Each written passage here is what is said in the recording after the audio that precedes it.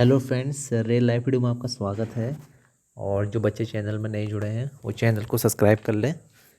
तो आज बात करूंगा मैथ्स के बारे में। बहुत सारे बच्चे पूछ रहे थे कि सर आपने मैथ्स कैसे पढ़ा और किस तरीके से आपने इसकी तैयारी करी और क्या क्या स्टेप आपने फॉलो करे मैथ्स के लिए। और भी आप लोगों को बताऊंगा कि आप लोगों को कैसे मैथ्स पढ़ना चाहिए और जिनका लो स्कोर है मैथ्स में वो इस स्टेप को अगर फॉलो करेंगे तो आप निश्चित ही अच्छे मार्क्स पाएंगे मैथ्स में। और भी बताऊंगा अपने बारे में कि कैसे मैंने मैथ्स की तैयारी करी थी, क्या क्या बुक मेरे पास थी। तो आइए हम वीडियो शुरू करते हैं।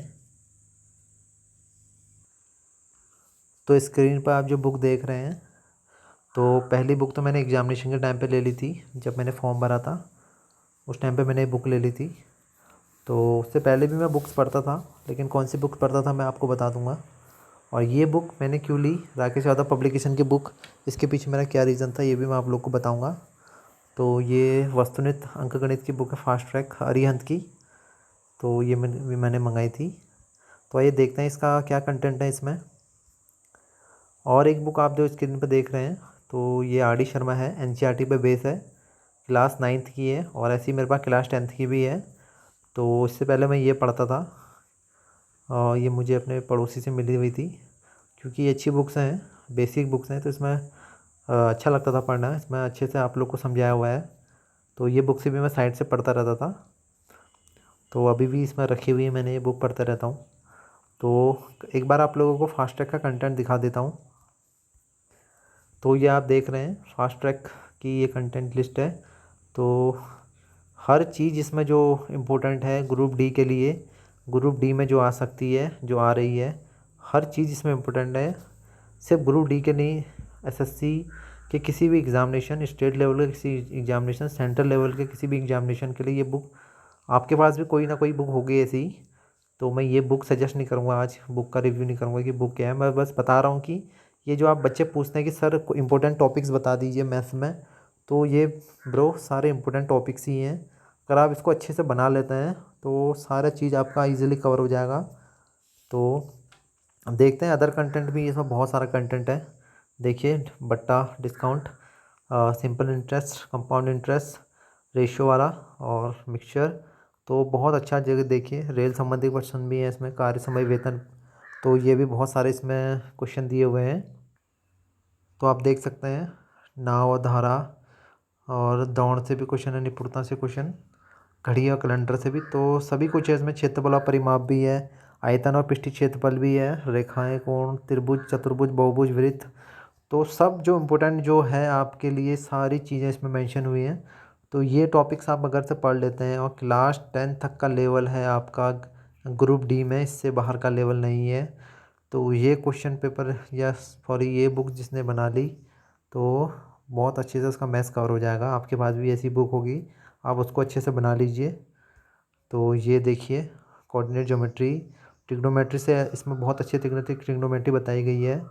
जो ट्रिग्नोमेट्री में इम्पोर्टेंट क्वेश्चन है जो ग्रुप डी के पर्पस के लिए, कि ग्रुप डी में जैसे क्वेश्चन पूछे जाते हैं। तो ये सारे क्वेश्चन इसमें पाई चार्ट से रिलेटेड हैं, और सांख्यिकी से रिलेटेड बहुत क्वेश्चन पूछे गए हैं, स्टैटिक्स से। इस बार एनटीपीसी में भी पूछे गए थे, इजी पूछे गए थे। जो थोड़ा बहुत भी इस चैप्टर को अच्छे से पढ़ लेगा वो आराम से इस क्वेश्चन का आंसर दे पाएगा। तो ये सारे टॉपिक्स आप देख रहे हैं, 46 से प्लस टॉपिक इसमें दिए हुए हैं। और इतने टॉपिक जिसने कवर कर लिए तो उसका सिर्फ ग्रुप डी नहीं, बाकी सारे एग्जामिनेशन में भी निकल जाएगा। तो ये बुक मैंने एग्जामिनेशन के टाइम पे ख़रीद ली थी। मैथ तो आती थी, लेकिन थोड़ा बहुत मुझे लगा कि ये बुक्स अगर अच्छे से पढ़ लूँगा, क्योंकि मैंने जब क्वेश्चन पेपर देखा ग्रुप डी का, तो मुझे लगा अगर ये बुक एक बार अच्छे से बना ली तो करीबन 90% पार्ट तो कवर हो ही जाएगा मैथ्स वाला। तो ये बुक मैंने अच्छे से पढ़ ली थी, और अभी भी मैं रखे रहता हूँ इस बुक को अपने पास। जब कभी मन करता है तो इसको पढ़ लेता हूँ, तो इसके क्वेश्चन भी सॉल्व कर लेता हूँ। अब बात आती है कि राकेश यादव लेने का मेरा क्या रीज़न था। तो राकेश यादव लेने का मेरा रीज़न ये था कि ये बुक मैं पढ़ चुका था, तो मुझे प्रैक्टिस के लिए और सारे क्वेश्चन की ज़रूरत थी, क्योंकि मैं ऑनलाइन तो प्रैक्टिस करता नहीं हूँ। तो मुझे प्रैक्टिस क्वेश्चन चाहिए थे। तो मैंने राकेश यादव क्वेश्चन इसकी बुक खरीदी, क्योंकि मैं बुक स्टोर जब भी जाता था, कभी कभी कभार ऐसे भी बुक स्टोर चले जाया करता था, तो देखता था कोई बुक है प्रैक्टिस के लिए। तो मुझे ये बुक दिखी राकेश यादव पब्लिकेशन की। तो इसकी अच्छी बात यह है कि इसमें एक QR स्कैन है, जो क्वेश्चन आपको नहीं आता आप उसको स्कैन करके वीडियो, उसमें वीडियो फॉर्मेट में देख सकते हैं, उसका सॉल्यूशन वीडियो में देख सकते हैं, टीचर लोग आपको समझाएंगे उसको वीडियो के जरिए।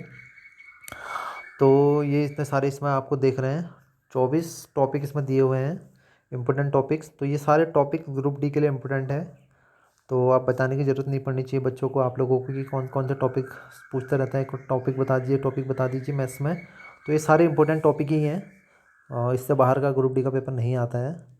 और इसका लेवल, तो इसमें क्वेश्चन जो दिए हुए हैं 3 लेवल के दिए हुए हैं, ईजी, मॉडरेट और हार्ड दिए क्वेश्चन। तो आप इजी क्वेश्चन को पहले बनाइए, आपका कॉन्फिडेंस जैसे जैसे बढ़ता रहेगा। अभी आपको बता दूंगा बाद में कैसे आप लोग को पढ़ना है।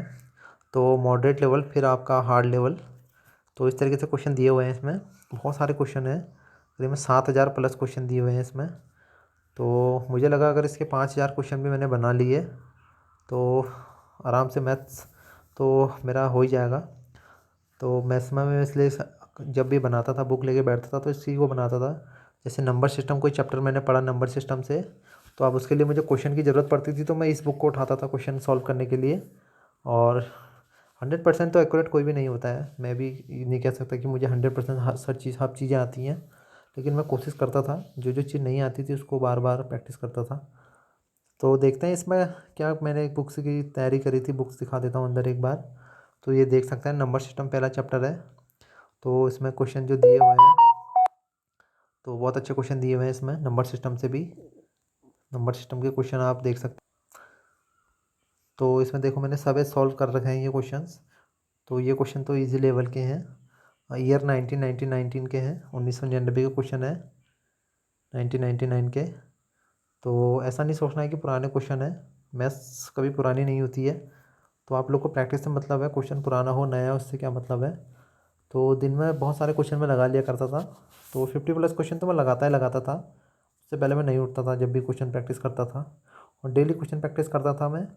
ऐसा नहीं कि कोई क्वेश्चन मैंने बाई चांस कोई बुक मैंने बना ली है इसका मतलब मैं उसको छोड़ देता था, मैं उसको फिर रिवाइज करता था उस बुक को। और कुछ कुछ के तो मेरे को आंसर भी रटे रटे हुए हैं, एकदम याद हो गए हैं मुझे क्वेश्चन बना बना के उनके आंसर्स। रटे तो नहीं कह सकता, मतलब प्रैक्टिस हो गए हैं, आप लोग गलत समझेंगे फिर। तो ये देखिए इसके क्वेश्चंस, और जैसे परसेंटेज से ये क्वेश्चन मैंने बनाए हैं, देखिए कितने अच्छे इसमें क्वेश्चन दिए हुए हैं। हर तरीके का क्वेश्चन आपको मिलेगा इस बुक में, हर तरीके का। ऐसी एक बुक करीम पब्लिकेशन की भी आती है, आपके पास कोई और होगी, मैं बुक ऐसा सजेस्ट नहीं करूँगा, कि खाली बता रहा हूँ आप लोग को कि इस तरीके से आप क्वेश्चन प्रैक्टिस करें, अलग अलग क्वेश्चन प्रैक्टिस करें। तो जितना नंबर ऑफ़ क्वेश्चन आप प्रैक्टिस करेंगे एग्ज़ाम में आपका उतना फ़ायदा होगा। क्योंकि एग्ज़ाम में ऐसा होता है, आप लोग को जब भी क्वेश्चन पे दिखते हैं वहाँ स्क्रीन पे, तो आप लोग कन्फ्यूज़ हो जाते हैं, यार ये क्वेश्चन तो मैंने किया ही नहीं। तो वो उन लोग को लगता है जिनने उस टाइप के क्वेश्चन नहीं बनाया होता है। तो एग्जामिनर सिर्फ क्वेश्चन का नंबर चेंज कर देगा, क्वेश्चन वैसे ही होगा, बस नंबर चेंज कर देगा वो, बल्कि पैटर्न क्वेश्चन का सेम वैसे ही होगा। तो बहुत सारे क्वेश्चन है इसमें, और भी दिखा देता हूँ आप लोग को, इस तरह के भी क्वेश्चन दिए हुए हैं, CGL के भी क्वेश्चन दिए हुए हैं मेंस के इसमें, और प्रॉफिट एंड लॉस के क्वेश्चन देख लीजिए। तो इतने सारे क्वेश्चन इसमें दिए हुए हैं। अभी आप लोग को बता देता हूँ कि कैसे आप लोग को पढ़ना है। फिलहाल मैं खाली आपको अभी दिखा देता हूँ, इस तरीके के क्वेश्चन इसमें दिए हुए हैं। तो जब भी टाइम मिलता है इन क्वेश्चन को बनाते रहता हूँ अभी भी। तो आप लोग का पढ़ने का तरीका मैं बता देता हूँ कि कैसा आप लोग को पढ़ना है। तो जब भी आप लोग मैथ्स बनाते हैं, मैथ्स बनाते बनाते कोई बुक आपके पास है, कोई बुक भी आपसे जिससे पढ़ते होंगे, कुछ बच्चे ऑनलाइन पढ़ते हैं, तो ऑनलाइन के साथ साथ ऑफलाइन प्रैक्टिस भी ज़रूरी होती है। क्योंकि टीचर तो 1 घंटे के लिए पढ़ा देगा, उसके बाद आप प्रैक्टिस क्या करते हैं उस पर डिपेंड करता है। तो सबसे पहले आप फॉर्मूले याद करें मैथ्स में। फॉर्मूले जिस जिस चैप्टर में फॉर्मूले लगते हैं, तो फॉर्मूले बहुत इंपॉर्टेंट होते हैं। क्योंकि कुछ क्वेश्चन तो ग्रुप डी में ऐसा आता है जो फार्मूला बेस होते हैं, सीधे फार्मूले में आप उस क्वेश्चन को रखोगे तो आंसर निकल जाता है। तो फॉर्मूले आप याद करें, और हो सके तो उसको लिख लें, और चार्ट पे लिख लें, या कहीं जहाँ पर आप बैठते हैं सोते हैं वहाँ सामने उसको चिपका लें।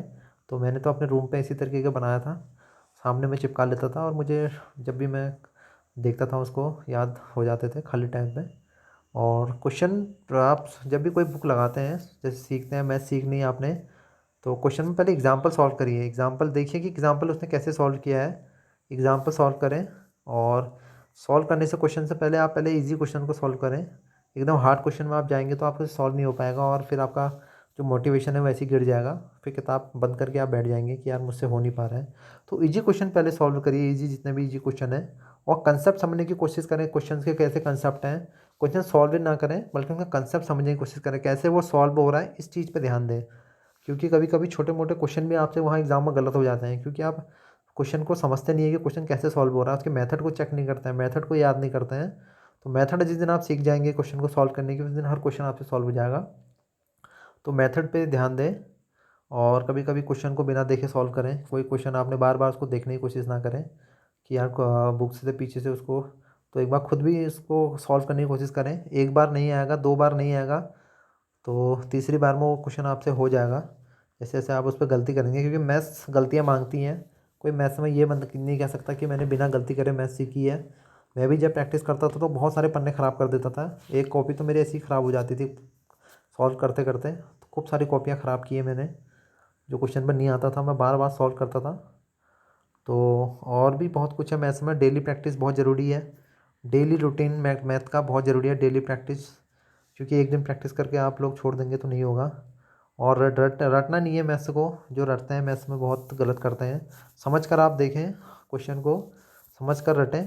रटे नहीं, खाली रट कर कुछ नहीं होगा, समझ कर रटना है आपको कि कैसे चीज़ें हो रही हैं। और मैथ्स को आप लोग इंटरेस्ट से पढ़ें। बिना इंटरेस्ट के आप मैथ में कुछ नहीं कर पाएंगे। आपका मन ही नहीं है मैथ्स में, तो इंटरेस्ट जगाएं, एक्सपेरिमेंट करें मैथ्स के साथ।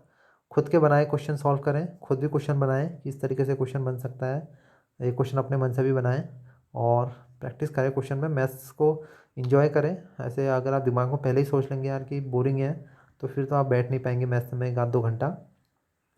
और भी बहुत कुछ है। डेली क्लास अटेम्प्ट करें आप लोग, जो जहाँ से पढ़ता है वहाँ डेली क्लास करें, गैप ना करें। जो बच्चे अनअकैडमी, यूट्यूब या अदर जिन्होंने सब्सक्रिप्शन ले रखे हैं वहाँ से डेली क्लास अटेंड करें। और टीचर जो बता रहा है उसको ध्यान से देखें कि क्या वो बता रहा है और किस तरीके से वो समझा रहा है।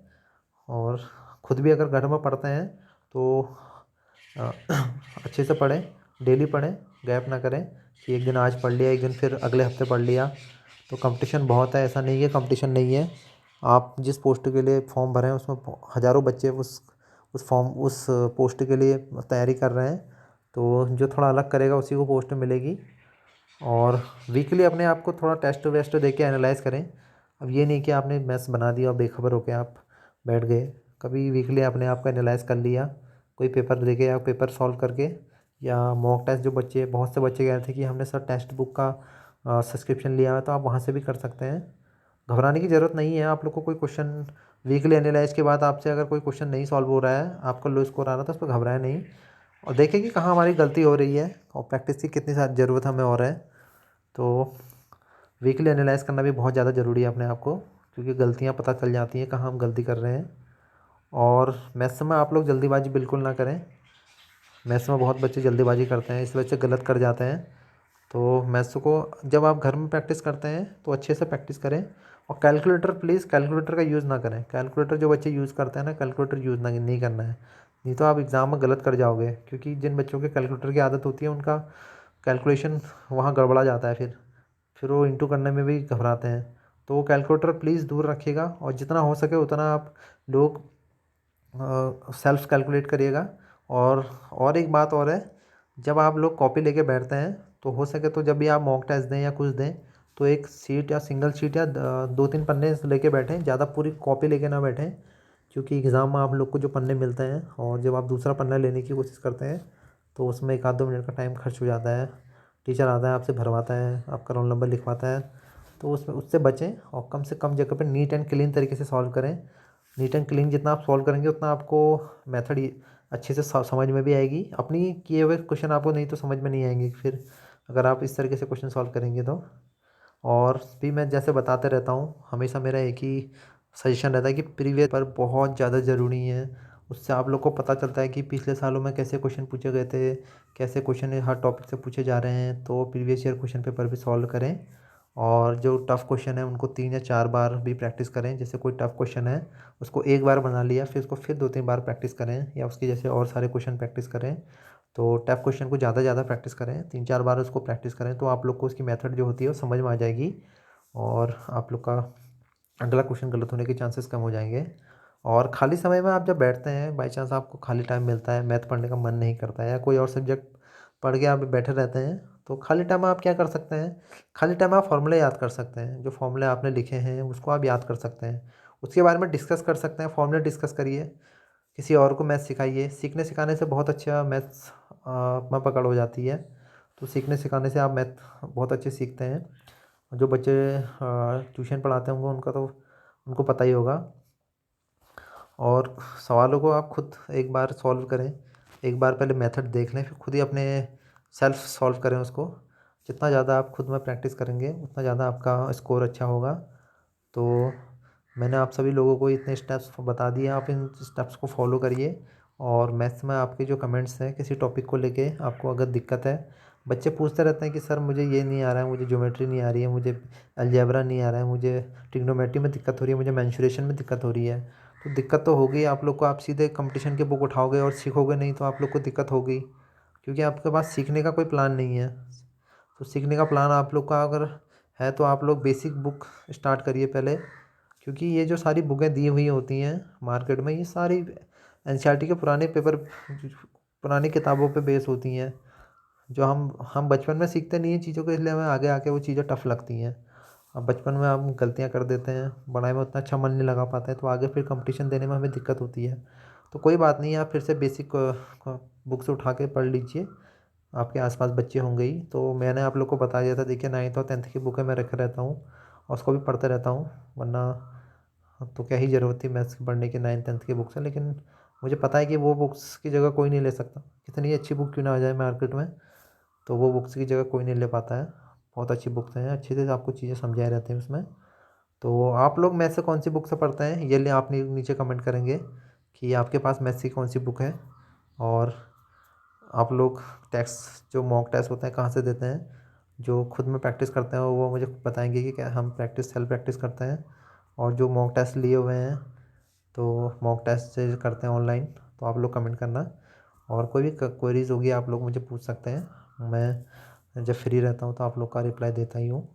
तो मिलते हैं आप लोग से नेक्स्ट वीडियो पे, रीजनिंग वाली, कैसे रीजनिंग को तैयार करना है और रीजनिंग में क्या क्या स्टेप फॉलो कर सकते हैं कि रीजनिंग को अच्छे से समझा जाए। तो अगला टॉपिक रीजनिंग पे होगा। मिलते हैं नेक्स्ट वीडियो पे। Thank you.